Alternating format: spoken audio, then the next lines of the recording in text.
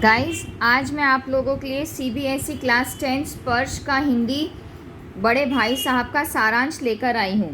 लेखक 9 वर्ष का था और उसका बड़ा भाई 14 वर्ष का था। बड़ा भाई 2 साल फेल हो चुका था, इसलिए वह लेखक से केवल 3 कक्षा आगे था। लेखक हमेशा अपने भाई को किताबें खोलकर बैठा देखा करता था, परंतु उसका दिमाग कहीं और रहता था। वह अपनी कॉपी और किताबों पर चिड़िया, कबूतर आदि बनाया करता था। लेखक का मन पढ़ाई में बहुत कम लगता था, इसलिए वह मौका पाते ही हॉस्टल से निकलकर खेलने लगता था। परंतु घर पहुंचते ही उसे बड़े भाई का रुद्र रूप देखना पड़ता था। उसके सामने लेखक मौन धारण कर लेता था। वार्षिक परीक्षा हुई, तब बड़े भाई साहब फिर से फेल हो गए और लेखक अपनी कक्षा में प्रथम आया। लेखक के मन में आया कि वह बड़े भाई को खूब सुनाए, लेकिन उसने कुछ नहीं किया। बड़े भाई का फेल होना देखकर वह निडर हो गया। बड़े भाई को फेल होता देखकर वह निडर हो गया और मैदान में जाकर खेलने लगा।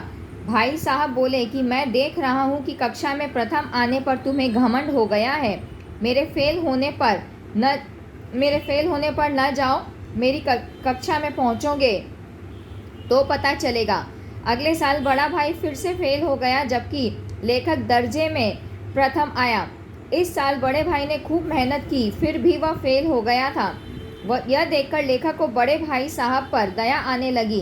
अब सिर्फ एक ही कक्षा का अंतर दोनों में रह गया था।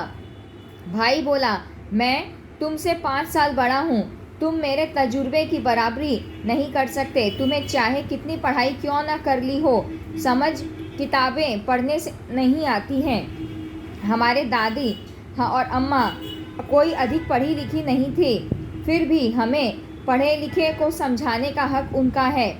लेखक को बड़े भाई की यह बात बहुत अच्छी लगी और उसके सामने वह झुक गया।